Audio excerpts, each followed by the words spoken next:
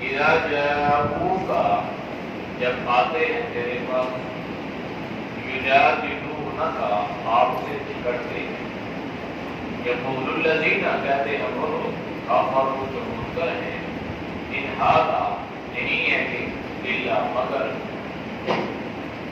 اساطیر الاولین قصے ہیں پہلے کے وہم اور وہ ینہون بعض رہتے ہیں یا بعض رکھتے ہیں عنہ اس سے وینہون عنہ اور بھاگتے ہیں اس سے وَإِن اور یہ کہ نا یہلکون ہلاک کرتے ہیں الا مگر یہ کہ انفسہم اپنی جانوں کو وما یشعرون اور اس کا شعور نہیں رکھتے ولو تری اور اگر تو دیکھے انہیں ایک موقع ہو جب کھڑے کیے جائیں گے علی النار آگ پر فقالوا پس کہیں گے یا لیتنا اے کاش نردو ہم واپس لوٹائے جائیں ولا نکذب اور ہم تکذیب نہیں کریں گے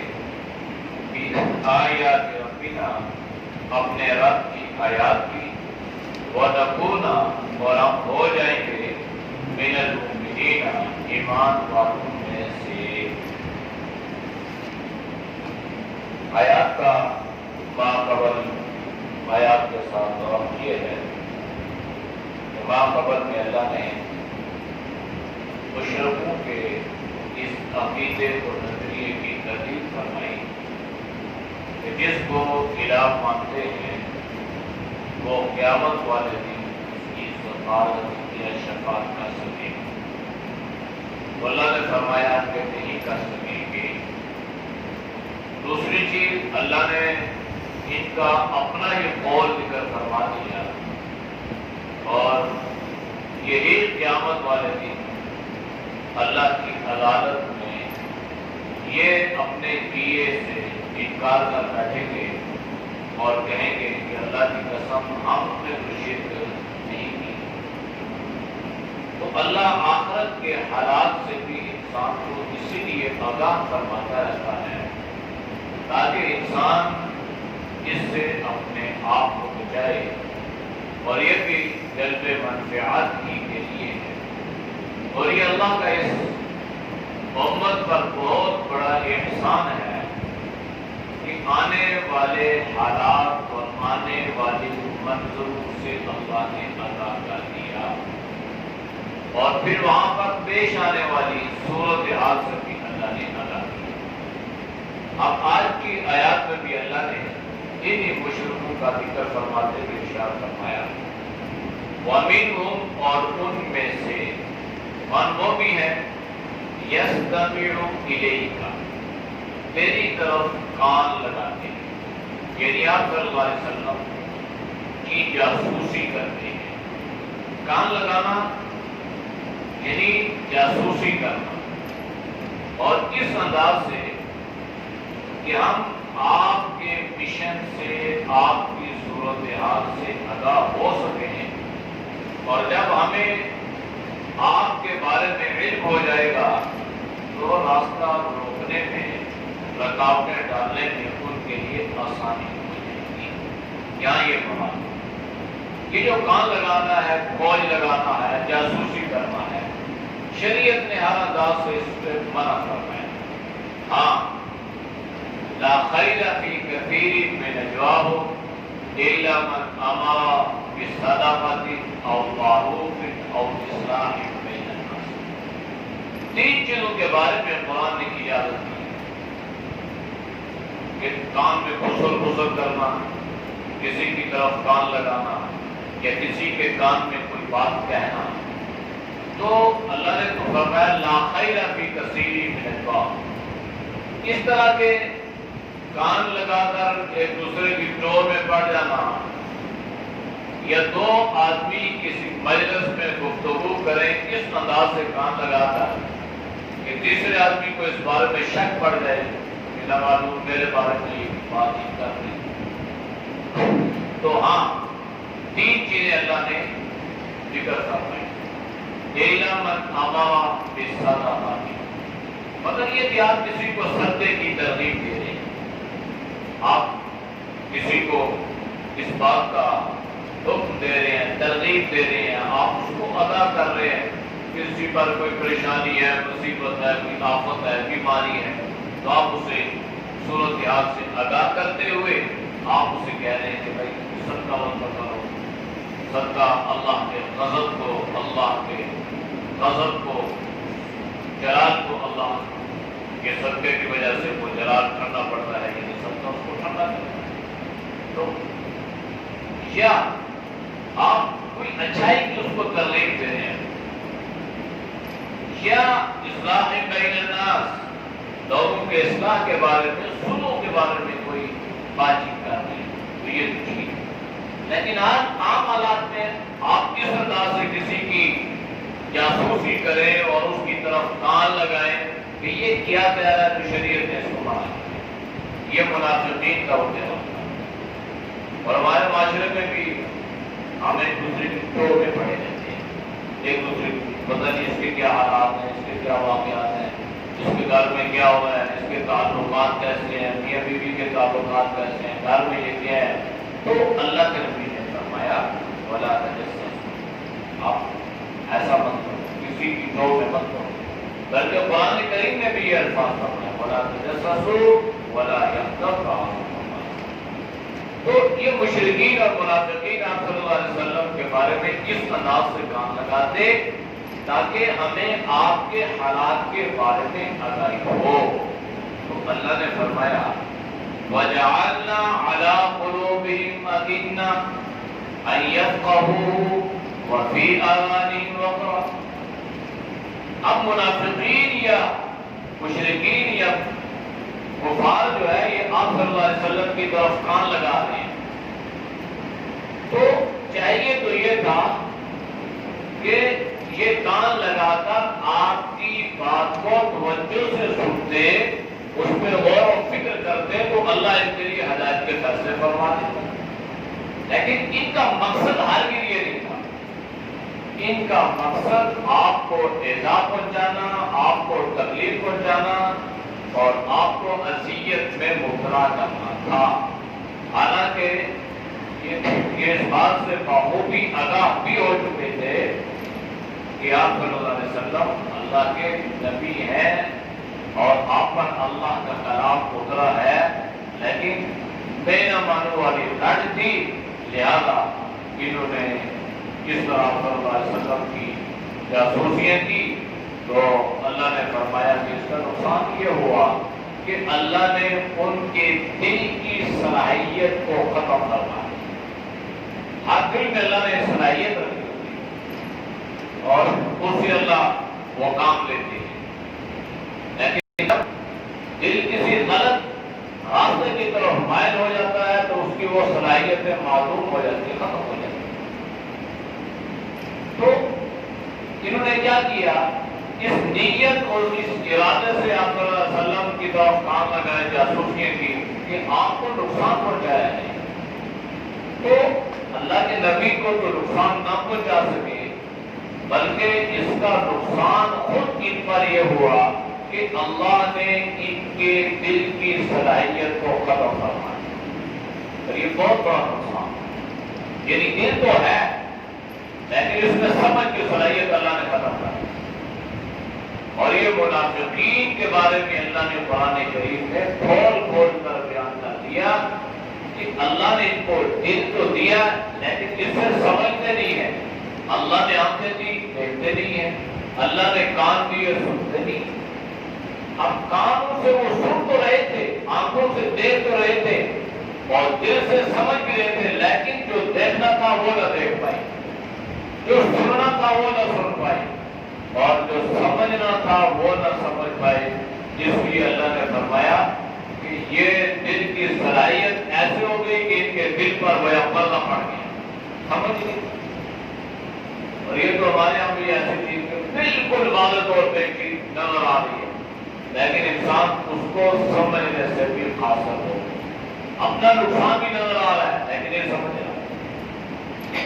وفی آذانہ وقرا، اور اس کا دوسرا نقصان یہ ہوا کہ گویا اللہ نے ان کے کانوں پر پردے ڈال، ایک بوجھل ہو گیا کانوں پہ، اللہ نے پردے ڈال دیے، اب یہ حق بات کو سننے کے قابل نہیں، ویسے سنتے ہیں لیکن دین کی بات نہیں سنتے، اور یہی کیفیت اور یہی صورتحال آج ہمارے اندر کی ہے۔ ہر بات کو سنیں گے، دین کی بات نہیں سنیں گے، ہر بات سنیں گے، 24 گھنٹے سنتے رہیں گے، اللہ کا قرآن نہیں سنیں گے، ہر چیز کو سمجھنے کی صلاحیت ہمارے دل میں موجود ہے، دین کو سمجھنے کی صلاحیت نہیں، تو اس پہ انسان غور و فکر کرے کہ کہیں ایسا نہ ہو کہ اللہ ہم سے ناراض ہو گیا ہو اور اللہ نے ہماری یہ صلاحیتیں ختم کر دی ہو اور اللہ ہم سے یہ کام ہی نہ لینا کیا ہو۔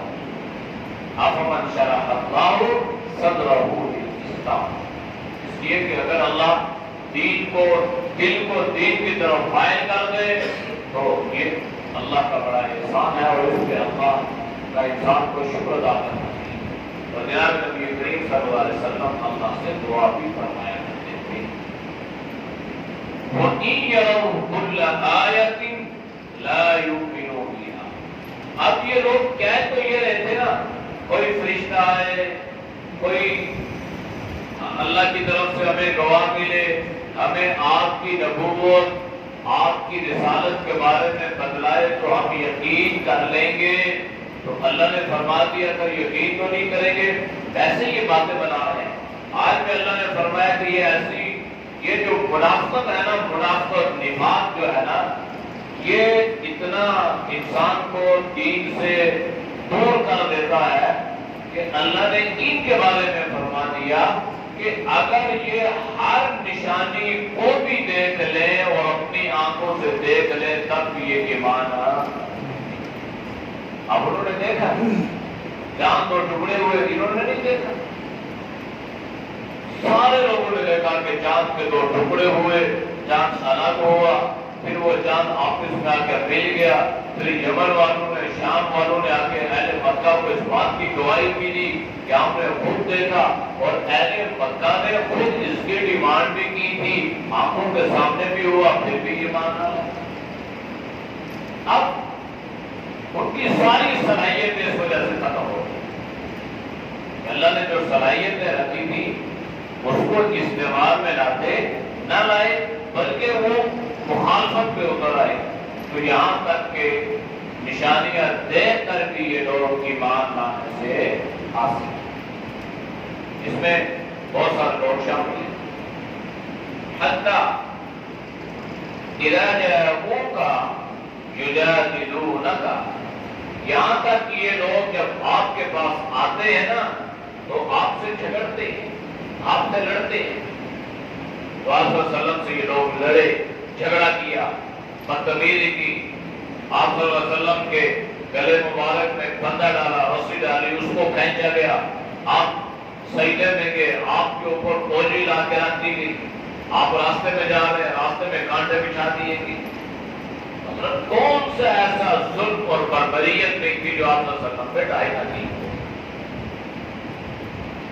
تو آپ صلی اللہ علیہ وسلم سے جھگڑتے، اب جھگڑا وراثت کا نہیں تھا، جھگڑا جائیداد کا نہیں تھا، جھگڑا رشتوں کا نہیں تھا، کیوں جھگڑتے؟ بھائی ایک اللہ کی طرف کیوں بلاتے ہو، ایک اللہ کی دعوت کیوں دیتے ہو، اور ان الہوں کی پرستش کی نفی کیوں کرتے ہو، اس لیے آپ صلی اللہ علیہ وسلم سے جھگڑتے، ورنہ ذاتی جھگڑا نہیں تھا، جائیداد کا جھگڑا نہیں تھا، کسی اور چیز کا جھگڑا نہیں تھا، آپ صلی اللہ علیہ وسلم پہ لوگوں کا اعتبار تھا بڑے، بلکہ یہ کنبے قبیلے والے آپ صلی اللہ علیہ وسلم پر یہ فخر محسوس کیا کرتے تھے کہ یہ عظیم خوبصورت انسان اللہ نے ہمارے قبیلے میں پیدا کیا، اور آپ کو صادق اور امین کے لقب سے پکارتے تھے، لیکن بس جب آپ اس کی دعوت دیتے یہ آپ کے پاس آتے اور آپ سے جھگڑتے۔ یقول الذین کفروا، پھر یہ منکر کافر لوگ جو تھے نا یہ کیا کہتے ہیں، ان ھذا الا اساطیر الاولین، یہ جو آپ قرآن کریم ہمارے سامنے پیش کرتے ہیں اور جس کی تلاوت کی جاتی ہے اور جو باتیں آپ ہم سے کہتے ہیں یہ تو پرانوں کے قصے کہانیاں ہیں، اساطیر الاولین، قصے کہانیاں، کہاوتیں، افسانے، یہ سارے اساطیر ہیں، بس اس کے علاوہ تو کچھ نہیں۔ تو قرآن کریم کو انہوں نے قصے کہانیوں کی کتاب قرار دیا۔ حالانکہ یہ بات درست ہے کہ اللہ نے قرآن میں واقعات کو بیان کیا، لیکن تاریخ کے اعتبار سے قرآن نے واقعات کو بیان کیا۔ حضرت یوسف علیہ السلام کا تفصیلی واقعہ اللہ نے قرآن میں ذکر فرمایا اور اس واقعے کو احسن القصص، بہترین واقعہ قرار دیا۔ اب حضرت یوسف علیہ السلام کا یہ واقعہ اللہ نے جو قرآن میں بیان فرمایا ہے، اس کی ایک ایک آیت میں اللہ نے علم کی وسعت رکھی ہے۔ اس میں اللہ نے عقائد بیان کیے، اعمال بیان کیے، نظریات بیان کیے، اور تاریخ کو اللہ نے بیان کیا، اور حالات سے اللہ نے انسان کو آگاہ فرمایا، اور کئی کئی چیزیں اللہ بیان کر دی، کئی علم کو اللہ نے بیان کیا، کئی فنون اللہ نے بیان کیا۔ تو اب یہ لوگ اس انداز کہتے جی اس میں تو کچھ نہیں ہے، سوائے اس کے کہ اس میں تو پرانے لوگوں کی قصے کہانیاں ہیں۔ وَهُمْ يَنْهَوْنَ عَنْهُ وَيَنْأَوْنَ عَنْهُ، ان میں دو بیماریاں، پہلی یہ ہے کہ یہ خود بھی اس سے بھاگتے ہیں، اور دوسری یہ ہے کہ دوسروں کو بھی اس سے دور کرتے ہیں، خود بھی اسے اپنے آپ کو دور کر رہے ہیں اور دوسروں کو بھی دور کرنے کا ذریعہ بنتے ہیں۔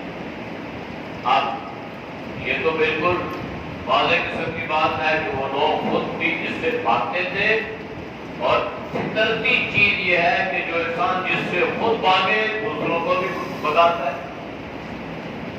نظر بن حارث بڑا کام، اس نے لوگوں کو قرآن سے دور کرنے کا ایک طریقہ ایجاد کر لیا مکہ میں، تاکہ لوگ قرآن کریم کے پاس نہ جائیں اور قرآن کی تلاوت۔ یہ ملک شام سے ایک خوبصورت قسم کی ناچ گانے والی ایک عورت لے کے آتے ہیں، اور اس نے یہاں پر محفلوں کا، مجلسوں کا انعقاد شروع کر دیا، اور ساری رات شراب چلتی، اور یہ ناچ گانا کرتی، اس لیے کہ لوگ اس طرف مائل ہو رہے ہیں۔ لیکن اللہ نے جن کے مقدر میں ہدایت لکھی تھی ان کے کام پہ جو درداری کی، اور جن کے مقدر میں نہیں تھی وہ تو ان کی اس مجلسوں کی زینت بنتے رہے۔ اب اس نے اپنے طور پہ ایک طریقہ ایجاد کیا، لیکن اللہ نے اس کے اس طریقے کو بھی ناکام کر دیا، تو خود بھی دین سے دور ہوا اور لوگوں کو بھی دین سے دور کرنے کا طریقہ، خود بھی بھاگا اور دوسروں کو بھی اس نے سے کیا کر دیا، دور کیا۔ اچھا ہوا کیا؟ ہر چیز کا انسان کو یا تو فائدہ یا تو نقصان۔ اب اس نے اتنی محنت کی، اتنا پیسہ خرچ کیا، اس کا کیا ہوا؟ وَإِن يُهْلِكُونَ إِلَّا أَنفُسَهُمْ، وہ ہلاک نہیں ہوئے مگر انہوں نے اپنی جان کو ہلاکت میں ڈال دیا۔ یعنی کسی کا کیا نقصان کرنا؟ اسلام جو ہے ایسا عالمگیر مذہب ہے کہ اس کی ترقی کا اللہ نے وعدہ پہلے روز سے ہی کیا ہے۔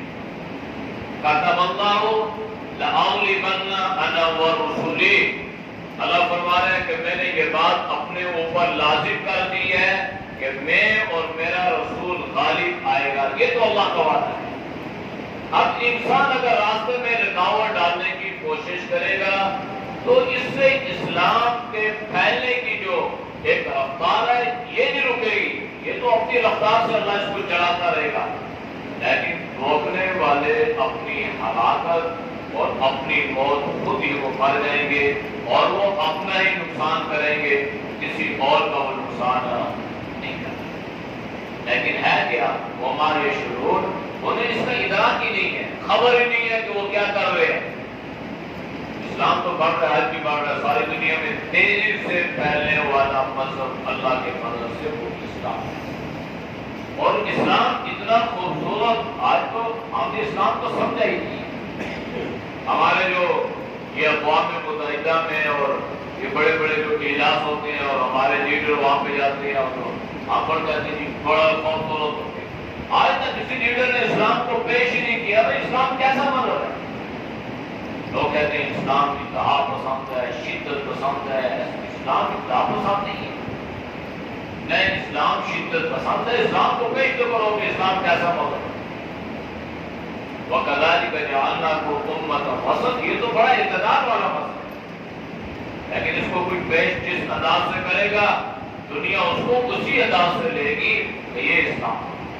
ہاں اگر ہم کوئی غلط کام خود کر رہے ہیں مسلمان تو اب کہا یہ جاتا ہے جی ان کو اسلام یہ سکھا رہا، نہیں، اسلام نے تو ہمیں ٹھیک سکھایا ہے، آگے ہم جو اسلام کے عمل نہیں کر۔ اب اسلام نے ہمیں یہ سکھلایا ہے کہ سچ بولو، جھوٹ مت بولو۔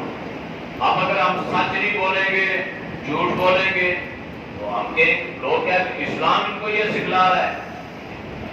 بہت پرانے وقت عرصے کی بات ہے کہ گلگان میں کرسچن مسلمان ہو گیا، بڑا نوجوان پڑھا لکھا، 35 سال کا لڑکا، کتاب میں واقعہ لکھا ہے۔ تو کچھ عرصہ وہ مسلمان رہا اور پھر وہ اس نے اس عیسائیت کو اختیار کر لیا۔ تو جن کے ہاتھ میں اس نے اسلام قبول کیا تھا، قاری محمد حنیف ملتانی رحمۃ اللہ علیہ، بڑے نابینا تھے لیکن اللہ نے بڑے خوبصورت آواز بھی دی تھی اور بڑے خوبصورت خطیب۔ تو انہوں نے اس سے پوچھا کہ بھائی تم اپنی مرضی سے تم نے اسلام کو اختیار کیا اور پھر جو ہے تم مرتد ہو گئے، اب تو تمہارے لیے تو رویہ کچھ اور ہوگا، پہلے کچھ اور، مرتد کے لیے تو زیادہ سختی ہے۔ تو وہ کہنے لگا کہ جناب جب میں مسلمان ہوا تو میں نے مسلمانوں کو دیکھا کہ کون سا مسلمان ہے جو اسلام کے قریب ہے۔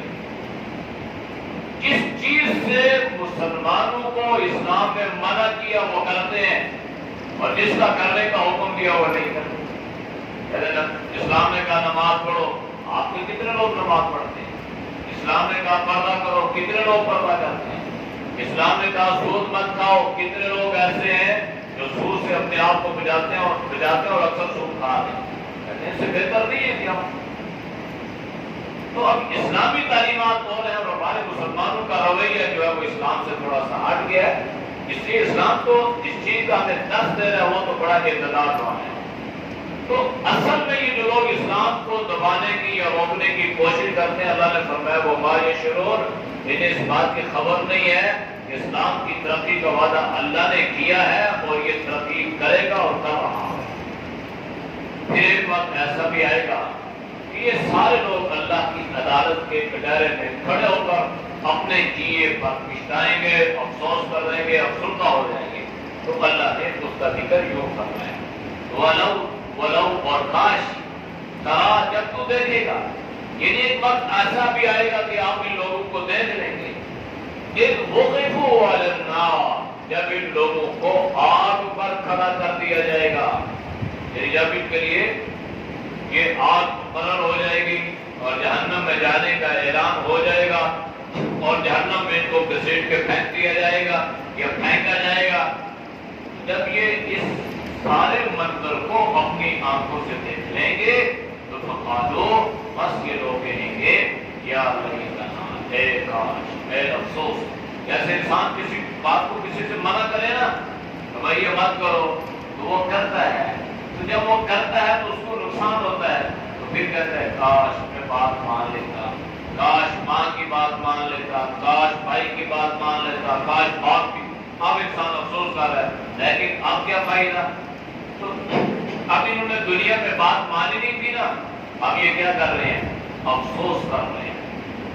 یوم یعض الظالم علی یدیہ یقول یا لیتنی اتخذت رسولا مع رسول سبیلا، یہ افسوس کریں گے ظالم لوگ اور افسوس کے لیے اپنا ہاتھ منہ میں ڈالیں گے اور کہیں گے کہ کاش ہم رسول صلی اللہ علیہ وسلم کے راستے کے علاوہ کسی اور راستے پہ نہ چلتے۔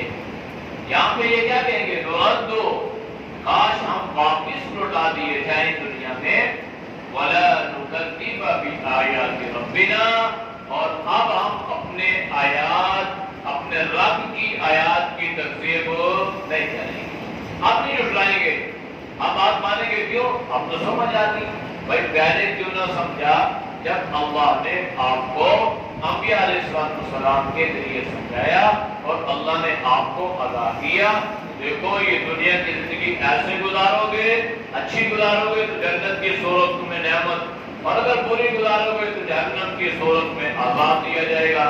اس وقت تو تم نے اس بات پہ عمل نہ کیا، اور اب یہ کہہ رہے ہو وَنَكُونَ مِنَ الْمُؤْمِنِينَ، اور تم اب یہ کہہ رہے ہو کہ اب دنیا میں اللہ ہمیں واپس لوٹا دے، ہم مومن بن جائیں۔